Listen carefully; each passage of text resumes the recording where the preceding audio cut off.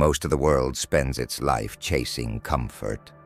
We buy softer beds, faster cars, easier apps, more convenient tools.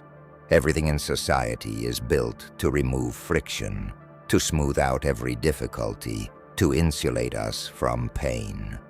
And yet, with all this comfort, people have never been more anxious, more restless, more fragile. Why? Because comfort is deceptive. It feels like safety, but it quietly erodes strength. It feels like pleasure, but it often breeds weakness. The Stoics knew this truth long before modern psychology confirmed it. They believed that one of the most powerful ways to build resilience, freedom, and peace of mind was to voluntarily practice discomfort. Seneca wrote in his letters, "Set aside a certain number of days, during which you shall be content with the scantiest and cheapest fare, with coarse and rough clothing, and say to yourself, 'Is this what I feared?'" He was one of the wealthiest men of Rome, but he deliberately lived like a beggar for days at a time. Not because he had to, but because he wanted to test himself, to remind himself that his peace was not tied to luxury, that if fortune ever abandoned him, he would still stand unbroken. Voluntary discomfort is not about punishment, it's about freedom. Think about your own life. How many of your fears are tied to losing comfort? You fear losing a job, not only because of status, but because of the comfort it buys. You fear rejection, not only because of pride, but because it shakes the comfortable image of yourself. You fear change, not only because it is unknown, but because it might strip away the routines that feel safe. Comfort feels like protection, but it's often a cage. When you step into discomfort on purpose, you discover that the cage was never locked.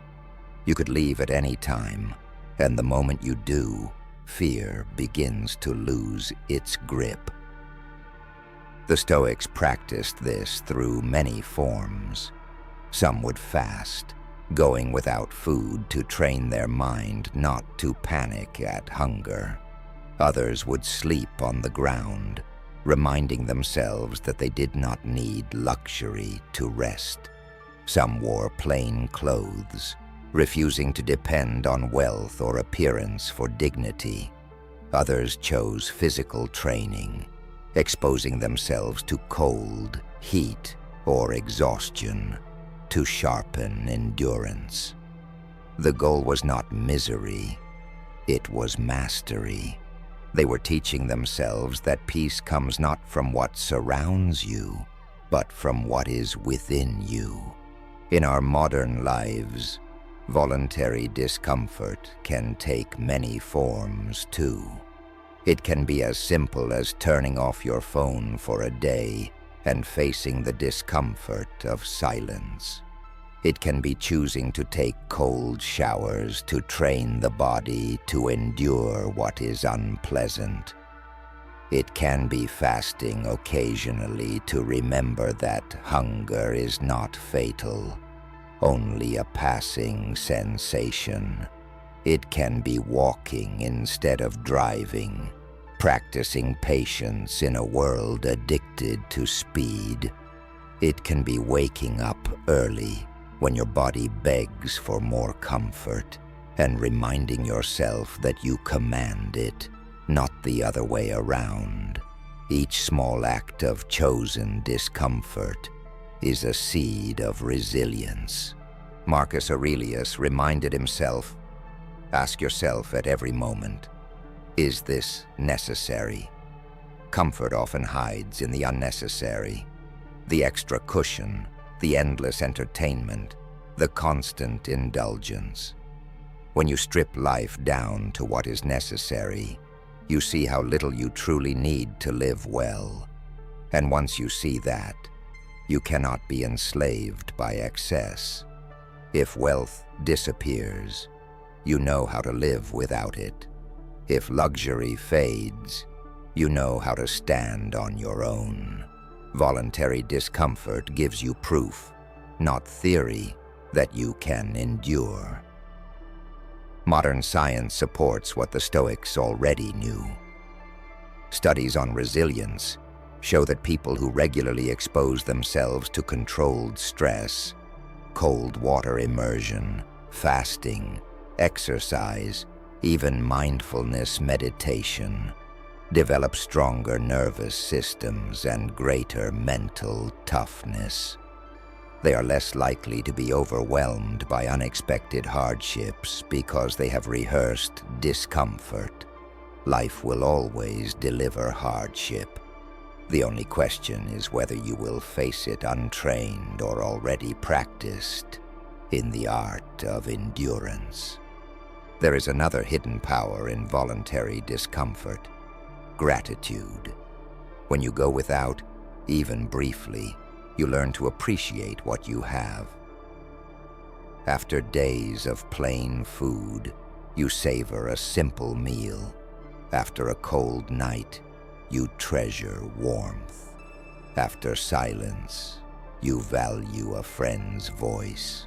Comfort without contrast becomes invisible. You stop noticing it, stop appreciating it. But discomfort restores your vision. It makes the ordinary extraordinary again. This is why the Stoics did not despise wealth or comfort. They simply refused to be its slaves.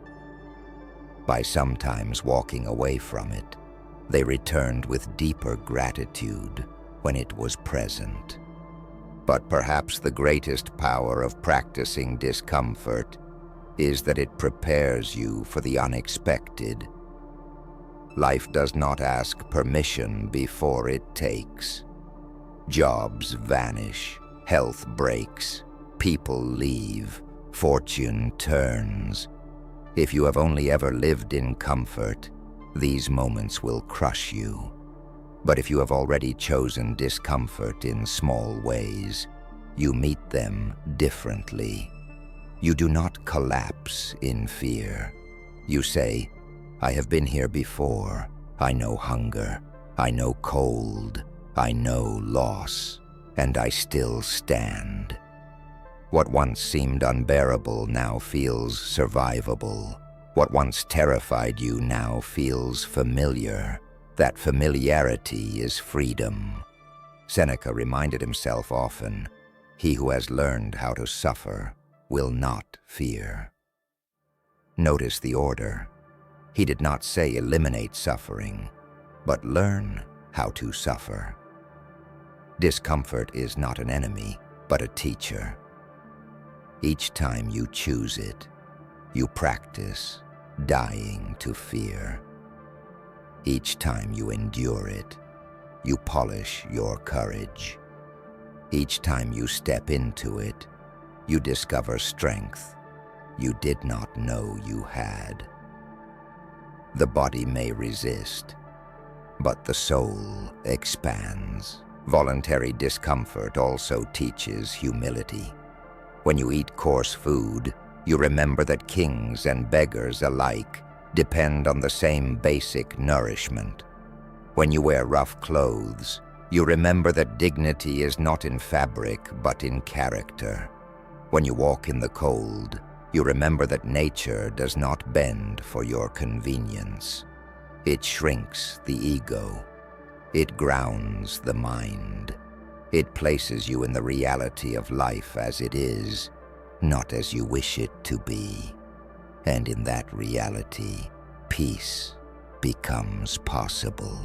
Think of your own life again. Where could you practice this today? Could you eat a simpler meal, just to remind yourself you do not depend on delicacies? Could you choose the stairs instead of the elevator to train endurance? Could you turn down the heat in your home for a night to remind yourself you can endure discomfort? Could you resist complaining for a day, even when tempted?